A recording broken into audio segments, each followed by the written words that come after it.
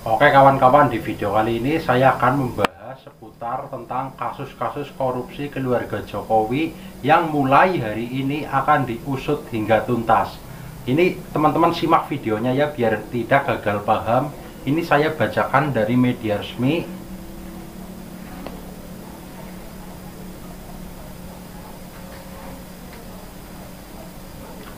Jadi ya, PDI Perjuangan minta KPK komunikasi dengan OCCRP, jangan tumpul ke keluarga Jokowi.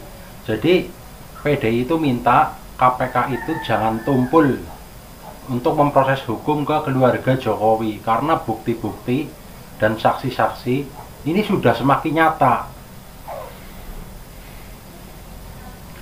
Sosok Jokowi di mata publik sangat sederhana, tidak berlebihan, tetapi kan dibalik sosok yang seperti itu kan menyimpan banyak misteri, menyimpan banyak rahasia. Secara mata telanjang saja kita semua itu tahu, gratifikasi jet pribadi, blok Medan dan lain sebagainya. Itu salah satu dugaan korupsi yang memang pasti dan jelas. Oleh karena itu, PDI Perjuangan itu meminta agar KPK tidak tumpul ke keluarga Jokowi. Ketua DPP PDI Perjuangan Roni itu merilis ya dari OCCRP itu yang menyebut Presiden ke-7. Jadi Roni itu berkomentar tentang rilisan dari OCCRP yang menyebut Presiden ke-7 Republik Indonesia itu presiden terkorup di dunia ya. Dari luar negeri saja lembaga dunia itu menyoroti seperti itu. Presiden ke-7 Joko Widodo itu presiden terkorup. Apalagi kita yang ada di Indonesia, tentu saja kita banyak tahu. Hanya saja hukum saat ini itu berpihak. Jadi kalau yang hubungannya dengan keluarga mantan penguasa itu tidak diproses kayak gitu. Coba kemarin kita lihat Budi Ari kan jelas-jelas menjadi backing judi online.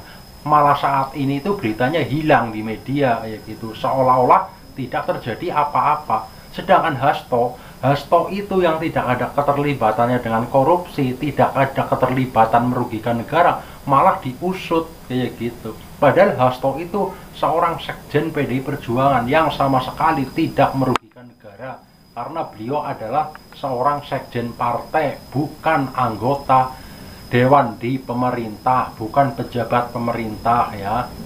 Ini saya lanjutkan. Mungkin para jurnalis investigasi dan para juri OCCRP punya semua yang belum banyak kita tahu sambungnya. Lebih lanjut, Roni meminta agar Komisi Pemberantasan Korupsi atau KPK proaktif untuk berkomunikasi dengan OCCRP sebab rilis tersebut bisa menjadi temuan awal adanya dugaan korupsi yang melibatkan Jokowi dan keluarga.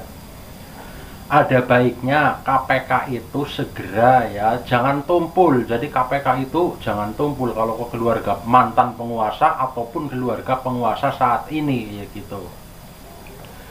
Hal itu juga menjadi bukti bahwa KPK di periode saat ini tak pilih kasih dalam menangani kasus dugaan korupsi. Jadi jika keluarga Jokowi saat ini mulai betul-betul diusut, maka KPK itu akan baik di mata masyarakat. KPK akan dinilai tidak berpihak. Oleh karena itu, untuk Ketua KPK, ayo segera proses usut hingga tuntas. Karena ini juga penting supaya KPK sekarang tidak menjadi kayak KPK edisi Jokowi yang tumpul kepada kasus-kasus tertentu. Daftar pemimpin dunia polling korup versi OCCRP, Presiden RI ke-7 Joko Widodo masuk ke dalam presiden terkorup di dunia. Nah, finalis tokoh ini ya itu sudah menjelaskan secara detail. Berdasarkan laporan OCCRP, Jokowi masuk 5 besar yang paling banyak dipilih sebagai tokoh paling korup di dunia. Nama Jokowi masuk bersama Presiden Kenya William Ruto, Presiden Negeri Bola Ahmad Tinubu, mantan Perdana Menteri Bangladesh Hasina, dan pengusaha dari India Gautam Adani. OCCRP mengumumkan Presiden Suriah Bashar al-Assad yang telah digulingkan baru-baru ini menjadi pemenang Person of the Year 2024 in Organizer Crime and of Fraud. Nominasi ini berdasarkan dari para pembaca jurnalis juri Person of the Year dan pihak lain dalam jaringan global OCCRP. Laman tersebut tidak memuat data apapun terkait Jokowi, hanya ada profil dewan juri semisal Alia Ibrahim, CO Media Derejcom, derej.co.id, yaitu Paul Rado. Kami meminta nominasi dari para pembaca jurnalis juri Person of the Year dan pihak lain dalam jaringan global OCCRP, kata OCCRP ya.